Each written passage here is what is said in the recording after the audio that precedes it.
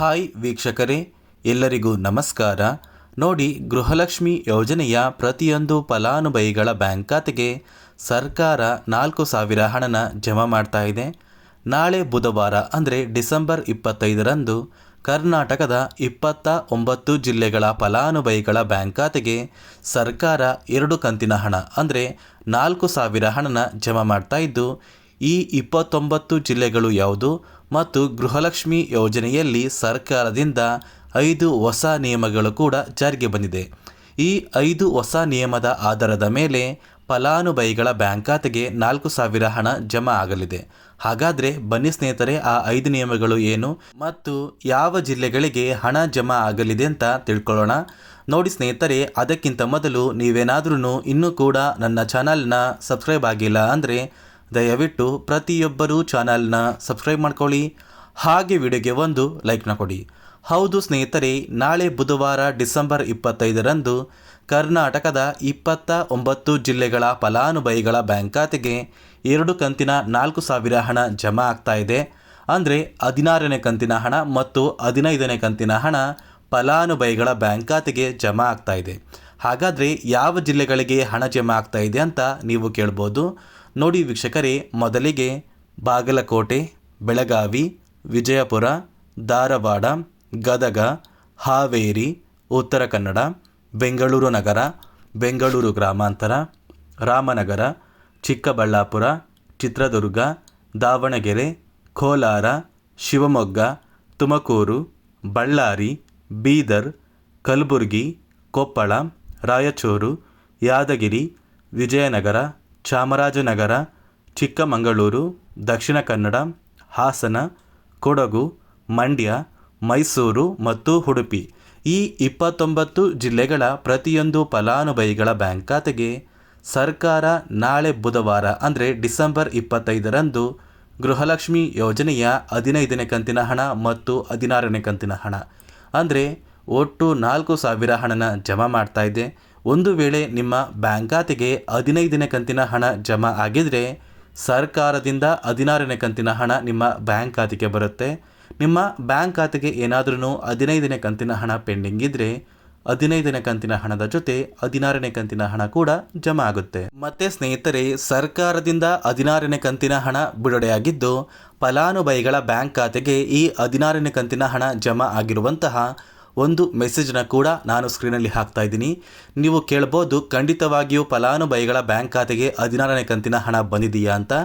ಅದೇ ಒಂದು ಕಾರಣಕ್ಕೆ ವಿತ್ ಪ್ರೂಫ್ ಮೂಲಕ ನಿಮಗೆ ಮಾಹಿತಿನ ಕೊಡ್ತಾ ಇದ್ದೀನಿ. ಈ ಒಂದು ಮೆಸೇಜ್ನ ನೀವು ನೋಡಿದಾಗ ಗೊತ್ತಾಗುತ್ತೆ, ಫಲಾನುಭವಿಗಳ ಬ್ಯಾಂಕ್ ಖಾತೆಗೆ ಸರ್ಕಾರ ಗೃಹಲಕ್ಷ್ಮಿ ಯೋಜನೆಯ 16ನೇ ಕಂತಿನ ಹಣನ ಜಮಾ ಮಾಡ್ತಾ ಇದೆ.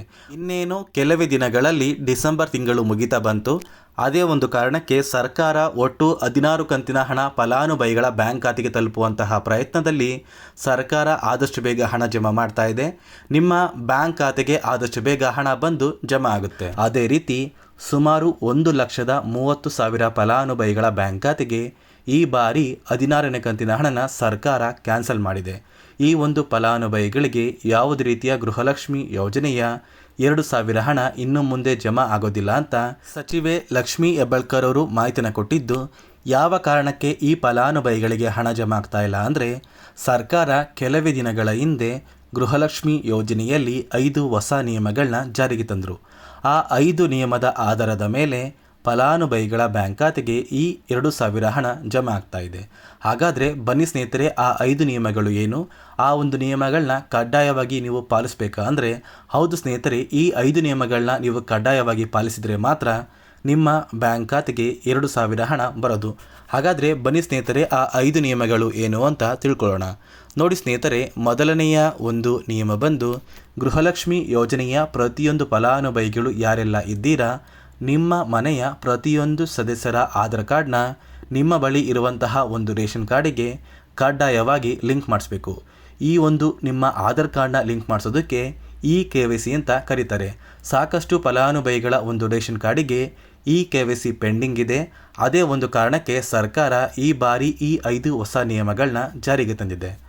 ಅದೇ ರೀತಿ ಎರಡನೆಯ ಒಂದು ನಿಯಮ ಬಂದು ಸಾಕಷ್ಟು ಫಲಾನುಭವಿಗಳ ಒಂದು ಆಧಾರ್ ಕಾರ್ಡ್ ಏನಿದೆ ಆ ಒಂದು ಆಧಾರ್ ಕಾರ್ಡ್ 15 ವರ್ಷ ಅಥವಾ 15 ವರ್ಷಕ್ಕಿಂತ ಹೆಚ್ಚು ಹಳೆಯ ಆಧಾರ್ ಕಾರ್ಡ್ ಆಗಿದೆ. ಈ ಒಂದು ಫಲಾನುಭವಿಗಳು ಅವರ ಆಧಾರ್ ಕಾರ್ಡ್ಗೆ ಯಾವುದೇ ರೀತಿಯ ತಿದ್ದುಪಡಿ ಕೂಡ ಮಾಡಿಸಿಲ್ಲ ಮತ್ತು ಯಾವುದೇ ರೀತಿಯ ಒಂದು ಅಪ್ಡೇಟ್ನ ಕೂಡ ಮಾಡಿಸಿಲ್ಲ.